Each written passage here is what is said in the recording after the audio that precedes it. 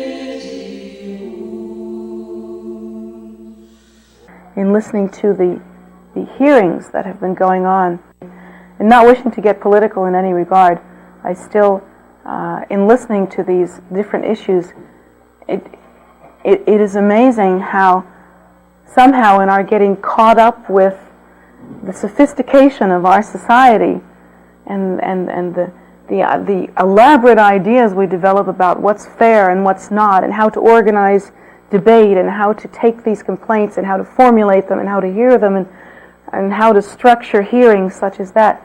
It is amazing to me that we forget sometimes the simplest truths, which are like kindness, which are the equality of people, that one's consideration should be equal to another one's consideration.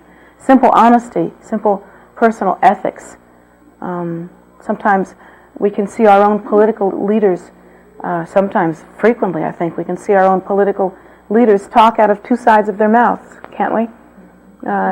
Say one thing under one set of circumstances and then turn around and say another thing under another set of circumstances. I believe that I saw some of the panel of judges who were listening to these arguments act in that way. And it's amazing to me that somehow in our sophistication we lose this simple sense of personal ethics, which is such, in the Buddhist tradition really, is such a cornerstone to our practice. In the Buddhist tradition, there are many different levels at which one can practice, and sometimes when visitors come to the temple, they look at these people over here sitting in these robes and they think, maybe I shouldn't practice here, because if I have to look like them when I practice, maybe I won't do that. Or sometimes they realize that very few of the core students in this temple have had a free weekend for maybe 3 or 4 years now. No, that's not true. But whenever there's a project going on, it seems as though there's a tremendous amount of activity, and there's a lot of activity that has to go on an ongoing basis just to maintain this temple and to keep things going. So there's a tremendous commitment, really, in being involved in a very kind of hardcore way in this temple.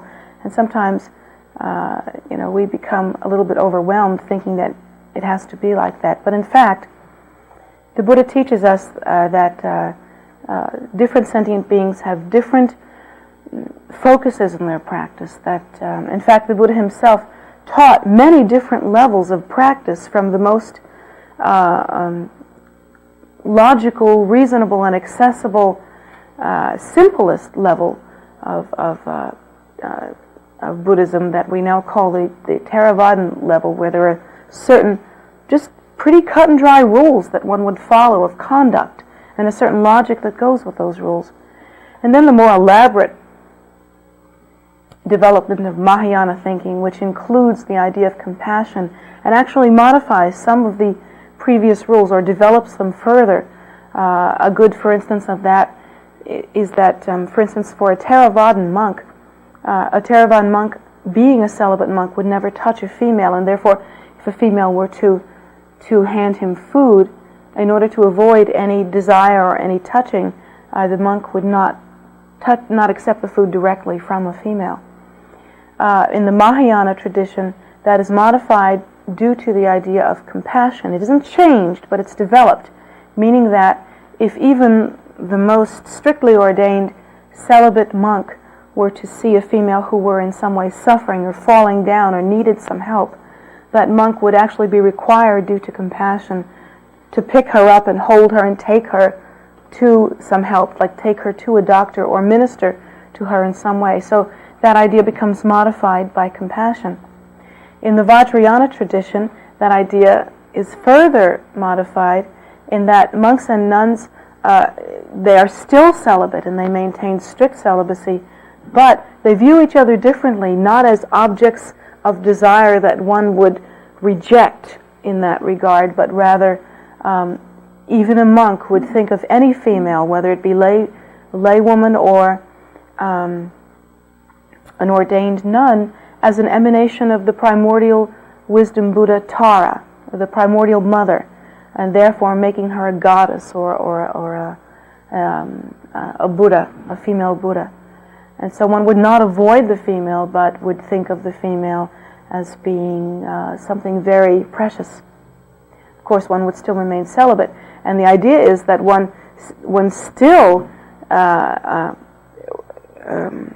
renounces the idea of the ordinary female being desirable, but one does so by thinking of the female as being the enlightened essence, the Buddha nature, the goddess. So in a sense the same rules are followed, but they are followed for different reasons and with a different mind set. So that's an interesting phenomena that happens within the path. The path can be practiced at many different levels, even in terms of Vajrayana, and this is the Vajrayana tradition, the most elaborate and really profound and complicated level of practice. Even in the Vajrayana tradition, there are very many levels of practice that one could engage in. One could simply try to hold the view of the equality of all that lives, of compassionate activity, therefore, and simply hold the view that all sentient beings are the Buddha. Try to hold that pure view. Try to see in that regard. And in holding that pure view, could only do a simple practice like the repetition of the mantra Om Mani Padme Hum. Just that simple practice. Just to take one's mala and for some period of time a day, with high regard, with pure view and with devotion, would recite Om Mani Padme Hum, Om Mani Padme Hum, and dedicate the merit of that practice to the liberation and salvation of all sentient beings equally. That's still a valid practice. That is a Vajrayana practitioner. On the other hand, one might take robes, as this community has done, and in taking robes become wholly and completely involved in the temple, to be utterly responsible for the propagation of Dharma, utterly responsible for the upkeep of the temple, totally committed in a profoundly involved way, which includes total renunciation of many normal, quote, aspects of life as we see it in the Western civilization. And then in the mid-range, there are lay people who do a great deal of practice, perhaps a half an hour to an hour, perhaps a couple of hours a day, and those lay people might be part of the community that is very, very supportive and very involved with the temple. There are as many different levels of involvement in one's practice as there are minds to encompass that practice. So it is according to one's karma, it is according to one's faith, it is according to one's desire, it is according to one's aptitude, it is according to one's inclination. There are many different levels of practice. But one of the pitfalls of practice actually can come about at the most complicated level. Sometimes we can engage in practice and in the Vajrayana level of practice, once again, the practice can be very complicated and very ornate. One can become very involved. It can be necessary to practice if you wish to accomplish a certain level of practice, it can become necessary to take retreat, extensive retreat, sometimes solitary retreat. It can become necessary to practice for a certain amount of hours every day. One's involvement with one's practice can become very, very demanding. And it may also become necessary to take a great deal of teaching, to be required to understand a certain level of teaching.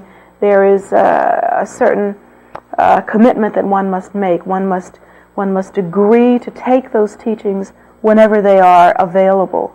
One must take empowerment. One must take commentary teaching. One must receive lung transmission. One must take vows.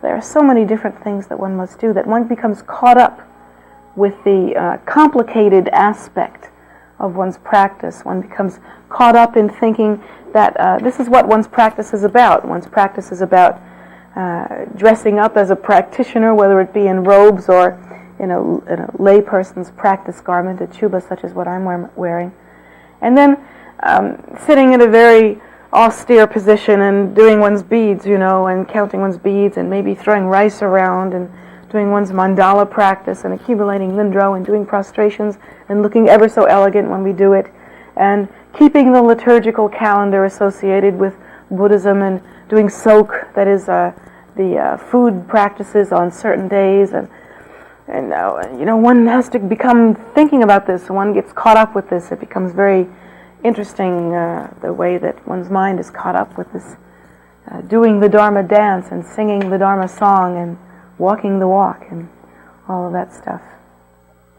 In fact, one can become so caught up in that, sometimes so caught up in the romance of Dharma, because it is exotic, it's different.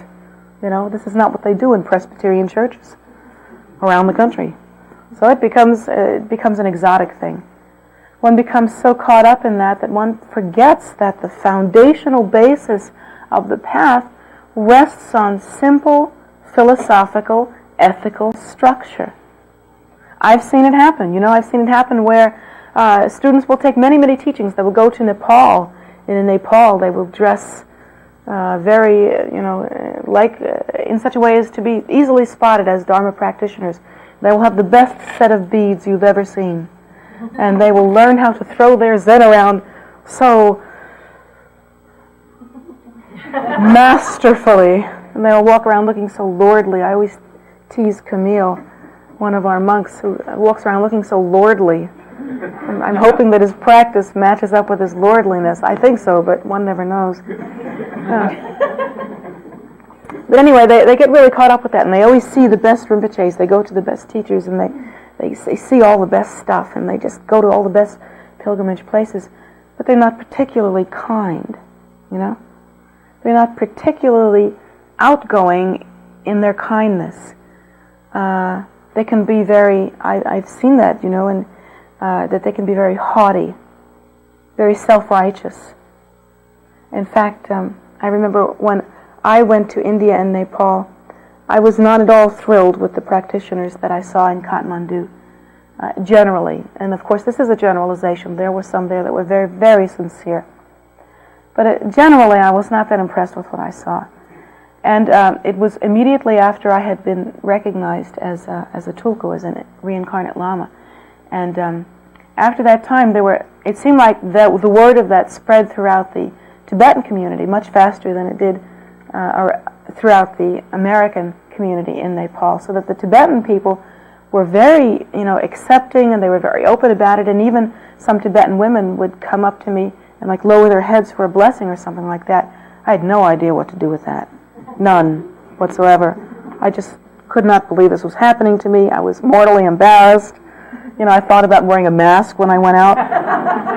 But anyway, everywhere I went they would say, Inji Tulku, Inji Tulku. That means white American person, tulku. And so I would cringe when I heard that.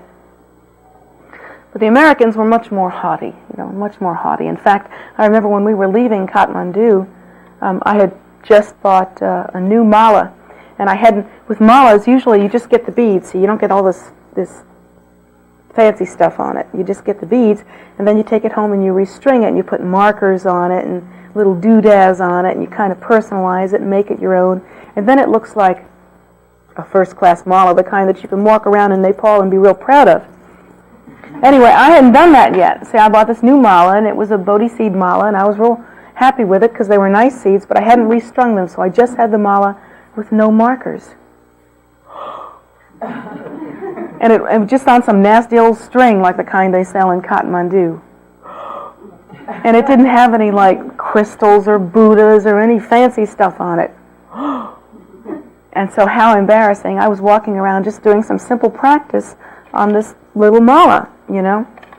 And I remember there at the Kathmandu airport, some American guy apparently was going on a trip, and he had long hair, and he was wearing a Zen, and he looked very much like the practitioner. And I was ever so impressed with him. And his mala was done properly. And he looked over to his friend, and he said, "I bet she thinks she's a real practitioner."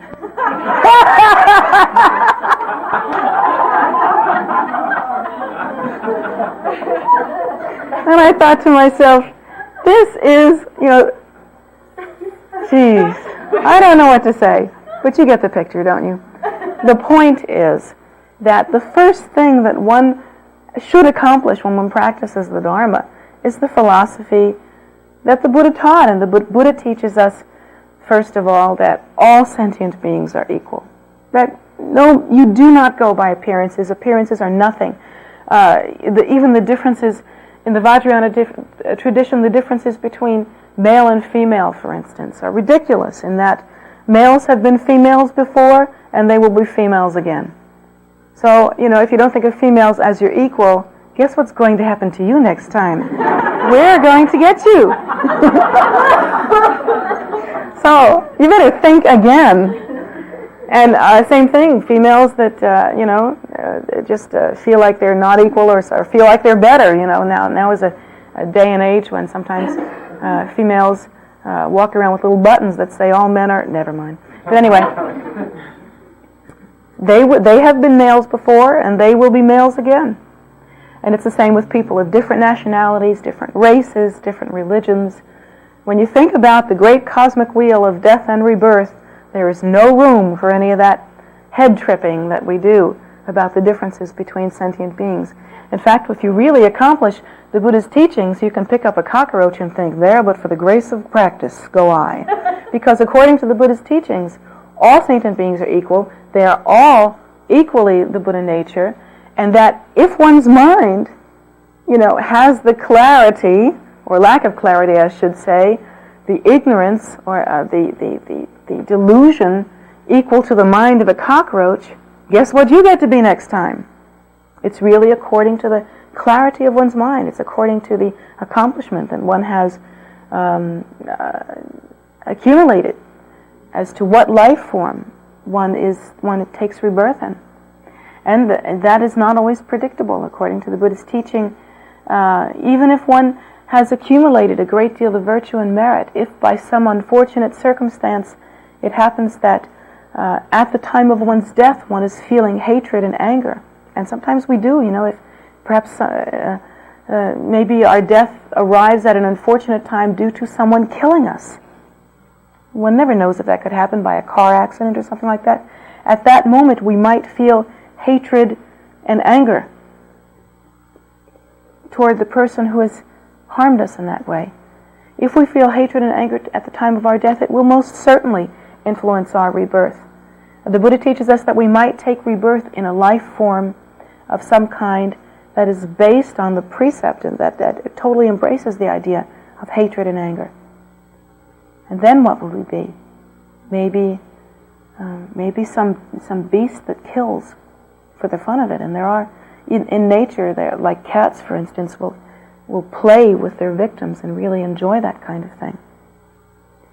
So really, we should look at all sentient beings and we should consider them equal, and we should hold them in the highest respect and feel nothing but compassion for any of their conditions, because they are equal to us without exception. Their condition is such as to be merely an unfortunate ripening, perhaps, to some degree. And if we have the good fortune to practice, we should never be haughty about that, because that haughtiness will bring no good result. But instead, we should practice for their sake. Practice meaning that we dedicate, we actually accomplish some practice, that we do some meditation, and we dedicate the merit or value of that practice to the liberation and salvation of all sentient beings. Hopefully, if we were in a tight pinch, someone might do that for us. In fact, if we ourselves are receiving Dharma teachings, then you can bet your bottom dollar that at some point somebody did. So we should think of all sentient beings as being equal. We have to adapt this simple, basic ethical structure. And that ethical structure has to be based on cause and effect relationships. The Buddha teaches us that all phenomena that we experience are actually cause and effect relationships that interdependently arise. And they begin and bear fruit within our perceptual process, within our own mind. That means to say that if we are experiencing some particular suffering, well, that suffering is occurring within our perceptual experience. You can see how that is, don't you? It's not happening in someone else's perceptual experience. It's happening in ours. If we experience poverty or hunger, it is our perceptual experience that is occurring there. And the Buddha teaches us that if that is so, then it is due to, in the past, perhaps having some lack of generosity, to where we ourselves might have seen someone who was hungry or needy in some way, and we did not respond. Or in fact, we contributed to their hunger or neediness. Perhaps if we ourselves experience in this lifetime that not too many people like us, that we're constantly rejected, that nobody really takes us seriously. Perhaps that might be that because, and that again is our own experience. And it might even differ from other people's experience of what they think we should be experiencing. That also happens. But it is our experience, and it does occur within our minds. If the fruit is within our mind, then the seed must be within our mind also. And the seed could have occurred a very long time ago. It could have occurred aeons ago. Perhaps at some time we did not take into account the validity of other sentient beings, their importance, their sacredness, their well-being. We didn't think about them. We didn't much care. Perhaps something so simple that, we lived in a place where we noticed the poor, and the poor reached out to us in some way, and we didn't respond. We didn't take their need as being serious. We didn't listen to them. Perhaps we were the kind of authoritarian father figure that didn't listen to the needs of our children. Perhaps it was that simple. Nothing as dramatic as not feeding the poor. Perhaps we just didn't listen to our kids. Perhaps it was that simple. But whatever it is, it ripens in an exacting way. That is to say that if we are lonely, we were not friends in the past. If we are poor or needy, perhaps we were not generous in the past. So we are taught as Buddhists that the basis of our practice, no matter what level we're practicing at, has to be this foundational ethical system. And of course, the focus of that ethical system must be the respect, a healthy respect for karma, cause and effect, and simple kindness. The Buddha teaches us that if we practice simple kindness and have simple respect for all that lives, for all sentient beings, that's like planting a seed that will later on in the future result as joy and happiness, even for ourselves. And that doesn't even take into account the blessing that it brings to the world. If we were all just simply, ethically, morally upright, how different our world would be. If we were just ethical, not even religious, if we were just ethical, our world would be a completely different place. No one would be hungry. No one would be poor. No one would be slighted. No one would be lonely if we were just ethical. So if the only aspect of religion that we adapt is a sense of weighing out and really creating a structure of personal ethics, that's something. At least you can say your religion is kindness, and That's what His Holiness the Dalai Lama says. My main religion is kindness.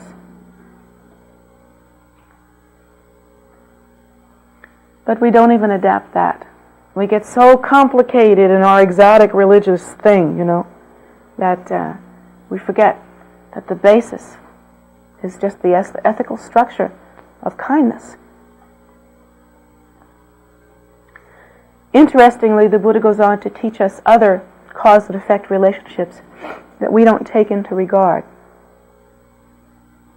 For instance, if we are especially physically beautiful, physically attractive, and that, you don't have to look at yourself in the mirror and say, well, I'm not classically beautiful, my nose is too funny, or maybe I don't have real good hair, or maybe I don't know, my cheek structure is a little off, but it doesn't have to be like that. You don't have to be a classical beauty. Classical beauties change as styles change.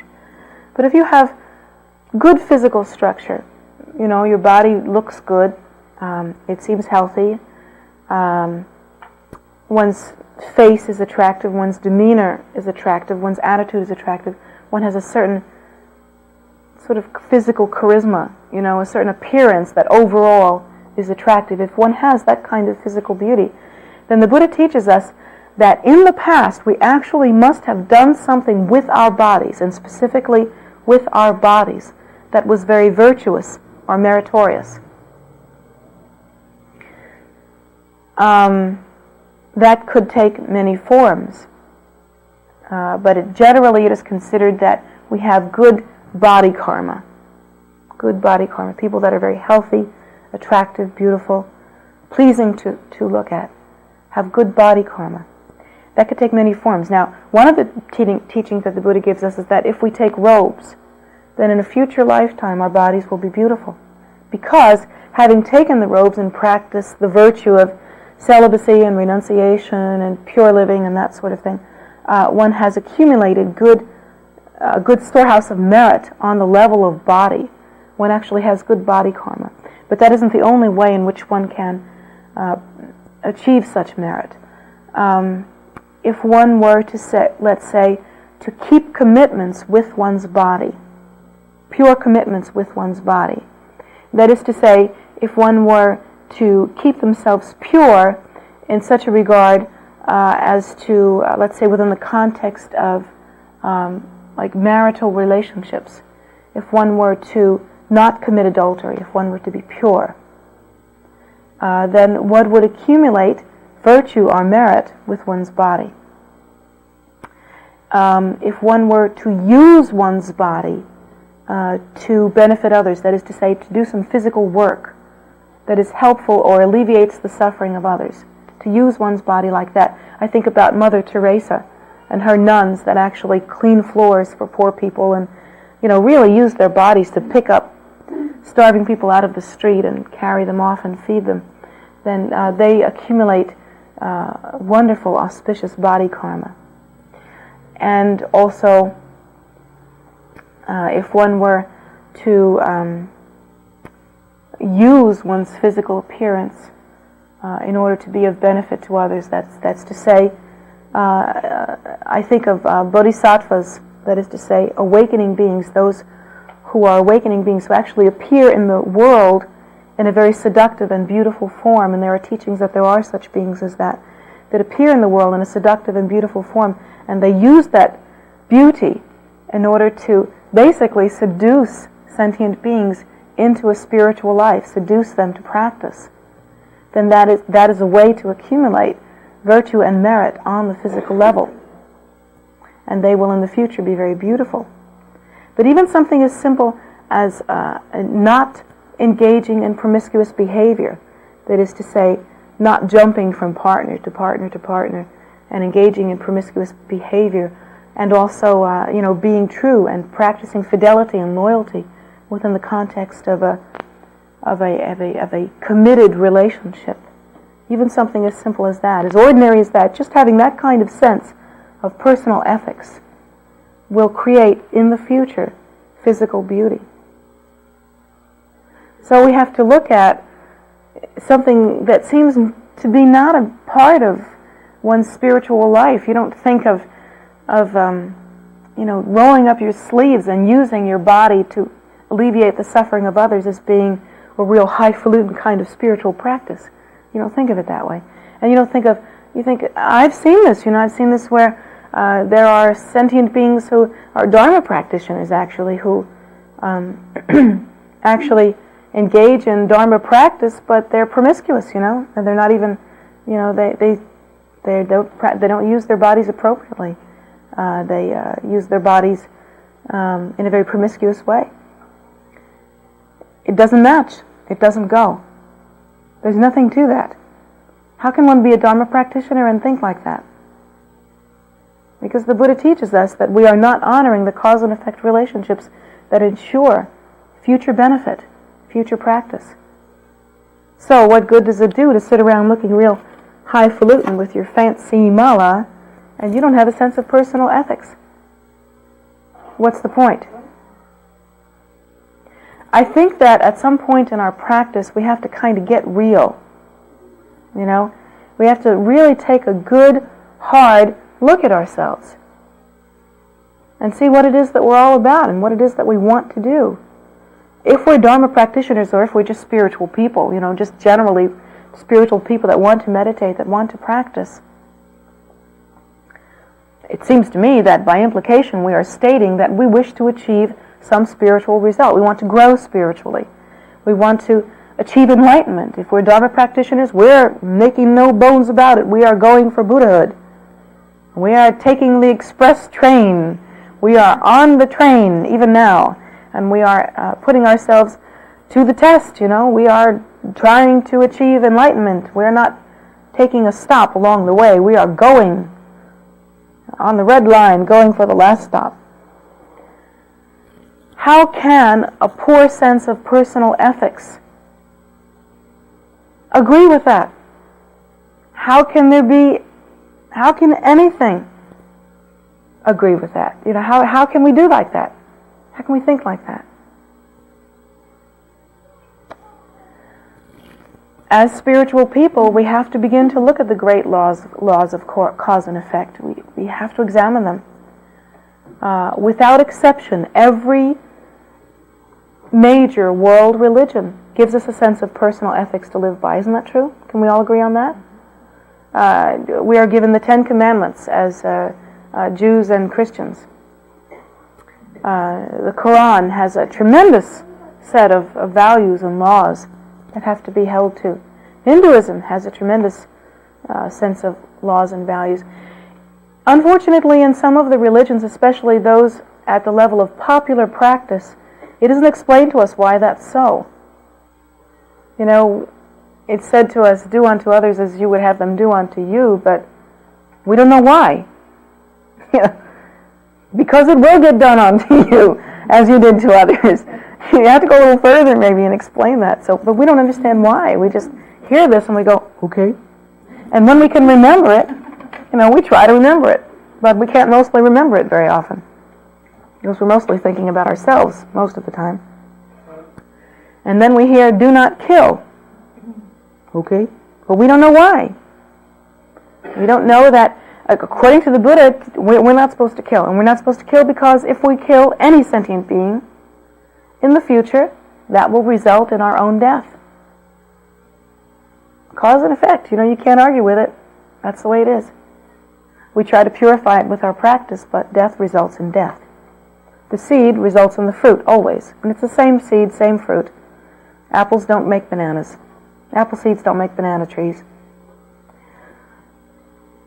And likewise, the Buddha teaches us that if we kill sentient beings, that means if we make it a habit to step on every bug in our path, then actually we are diminishing our own life force. Because death results in death. If we want to strengthen our life force, we'll do everything that we can to save the lives of sentient beings. Now think about Mother Teresa. She's an excellent example of that. She's in her 70s or something, isn't she? She's still picking them up from the streets and carrying them off. She can still do that. This is human beings, human bodies. Probably weigh almost as much as she does. So we have to think about this great law of cause and effect, and we have to think about it within the context of our lives. We have to look at ourselves in our homes. How do we treat our families? What is our spiritual, ethical conduct, personal conduct like? Is it honorable within the context of our families? Are we true to our spouses? Are we kind? What do we do with our children? I once read a column.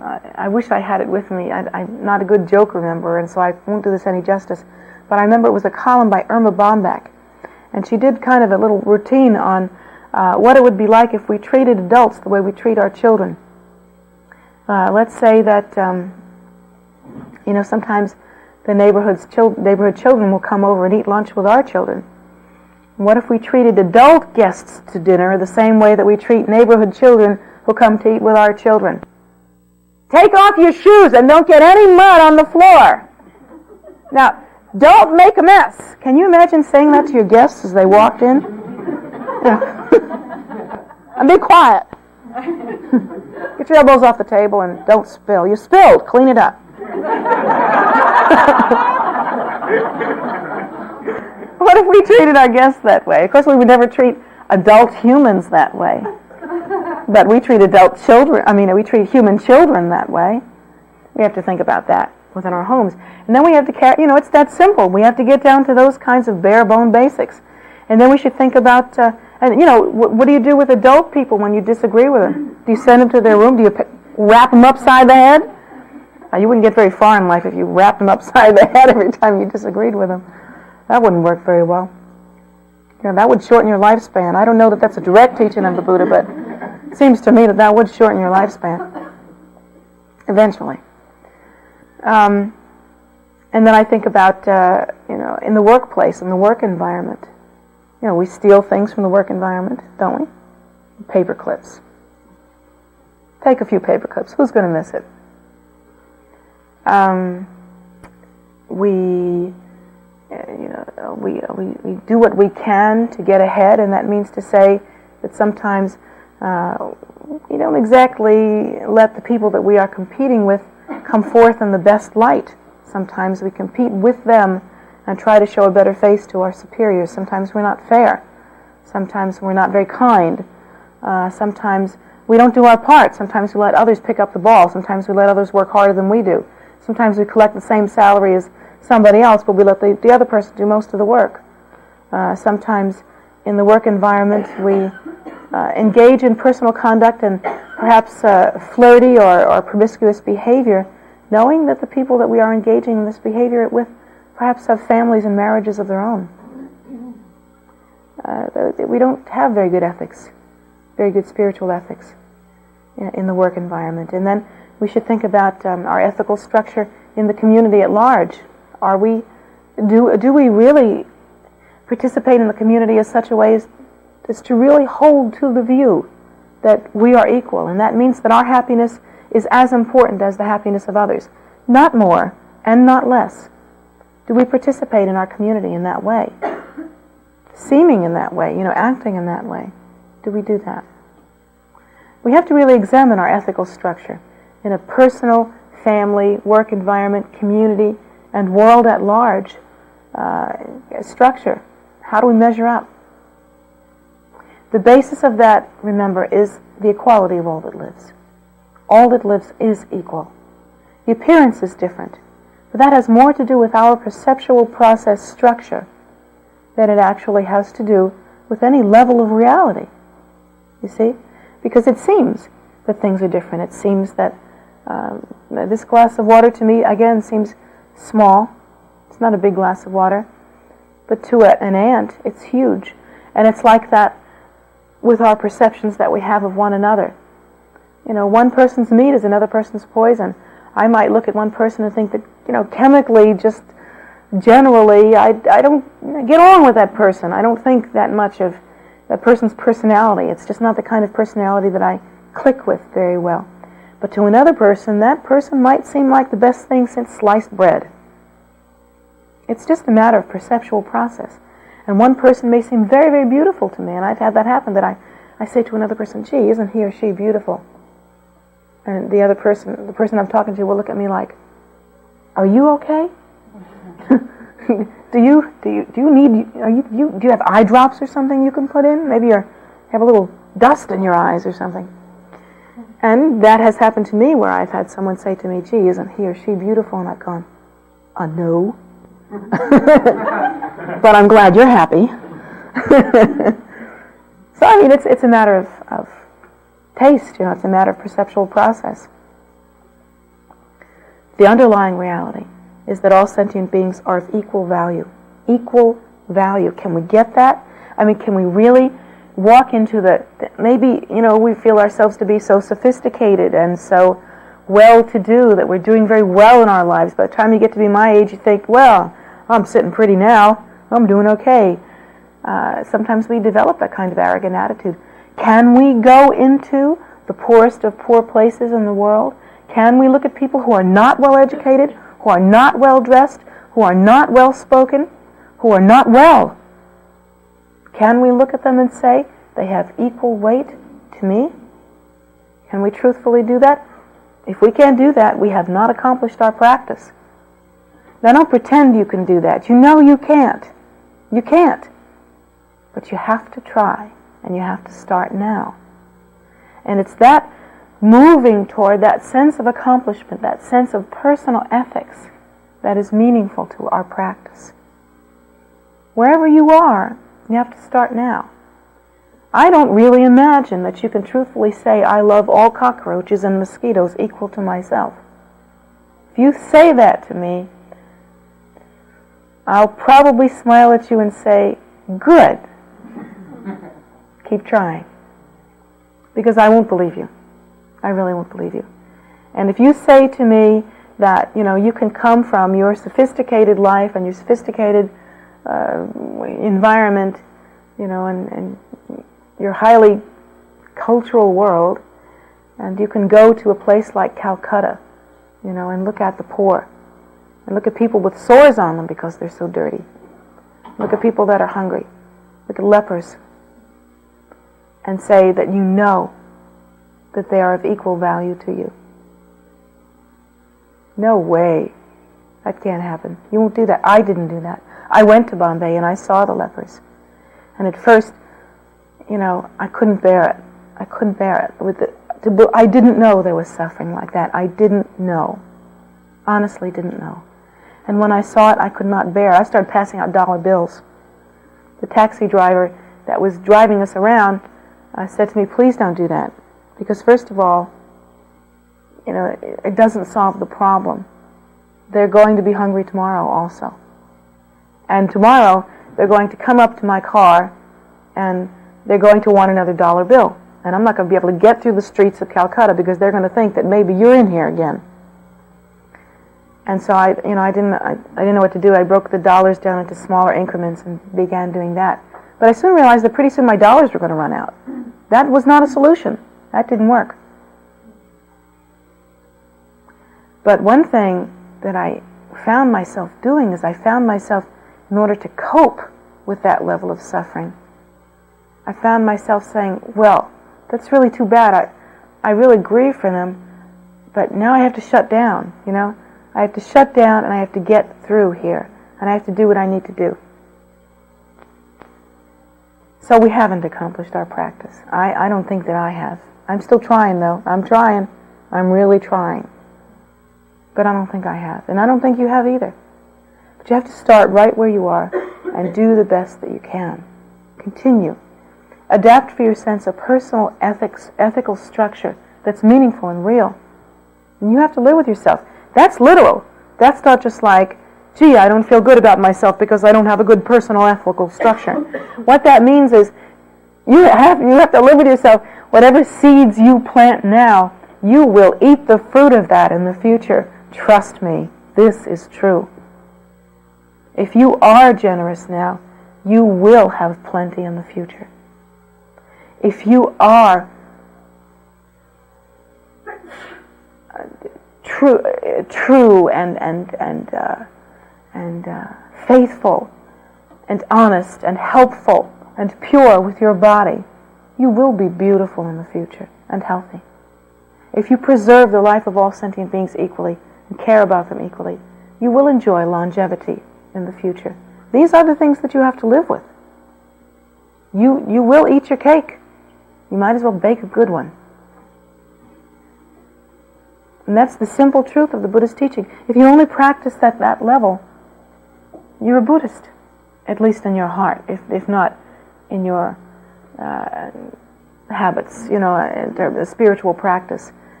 If you only practice at that level, in the heart, that is what the Buddha taught. An ethical structure that you can rely on.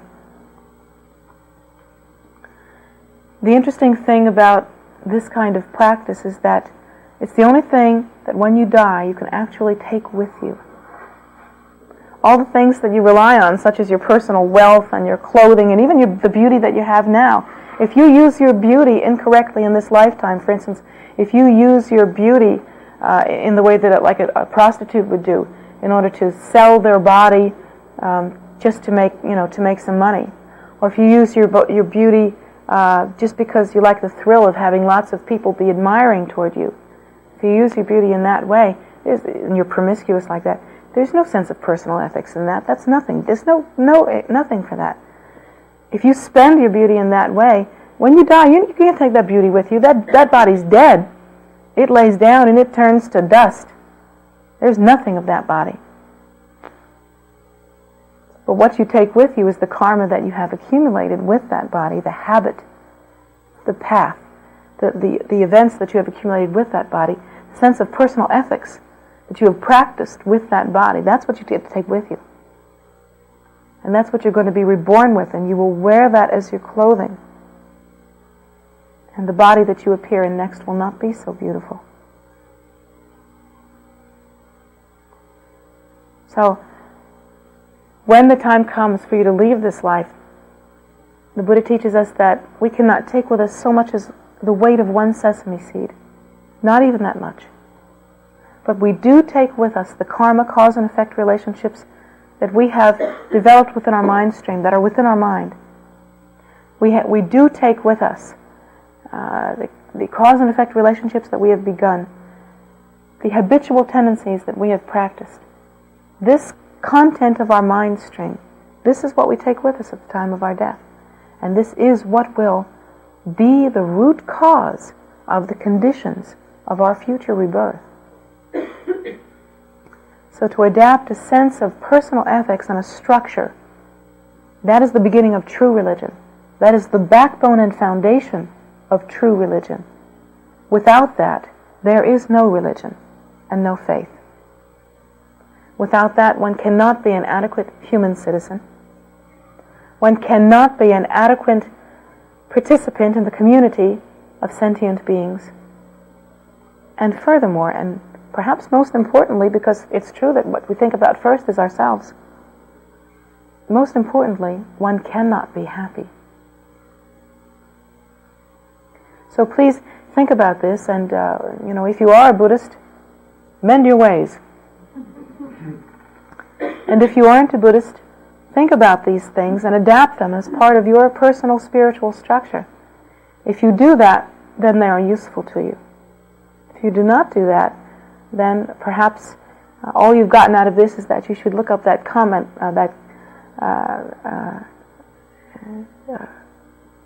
column by Irma Bombeck and get yourself some decent humor today. So I hope that you do practice accordingly and you do listen. That's when it becomes of value.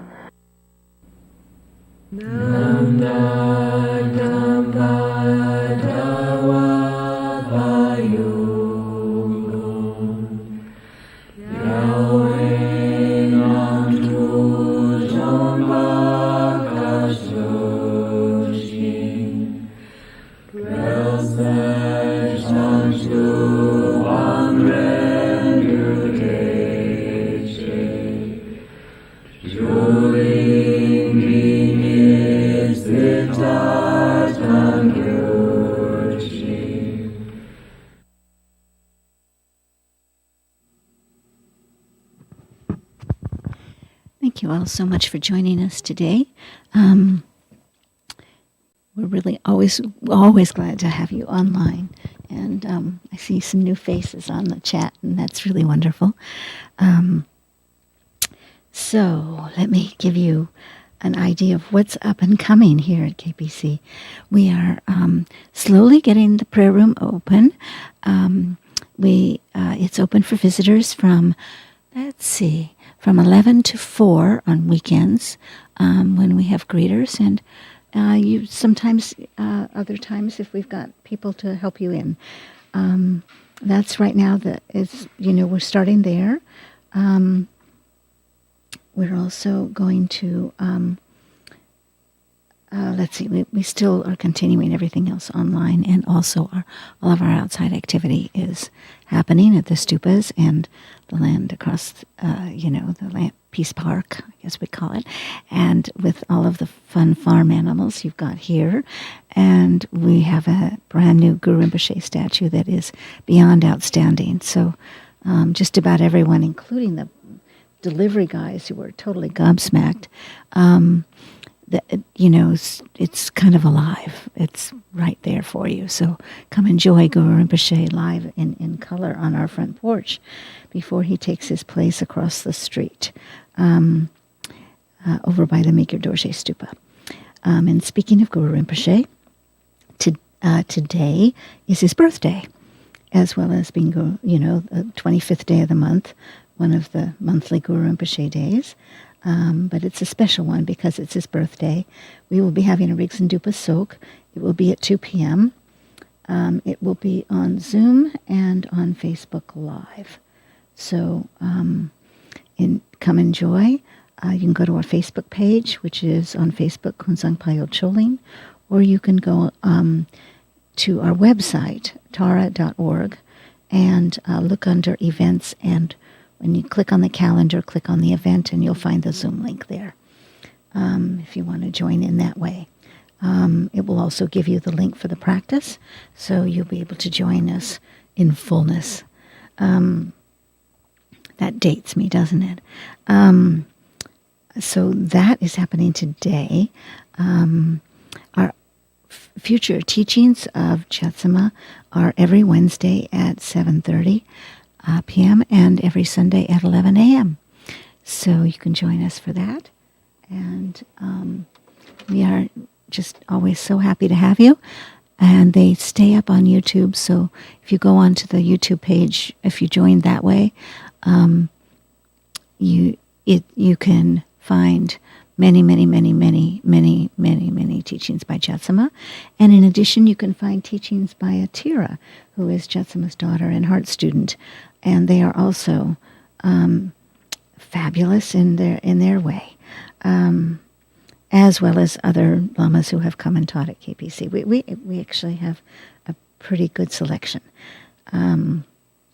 Atira teaches every Sunday on this same place on YouTube, every second and fourth Sunday. So the schedule would have her next Sunday.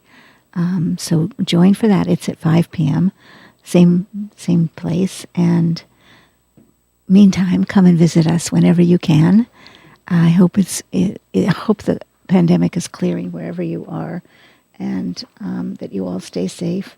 If you need prayers, our 24-hour prayer vigil is still ongoing, and it has been for a very long time. And we are happy to do prayers for you as you are, as all sentient beings with us.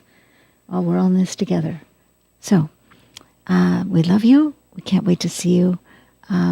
Be safe, and see you next time.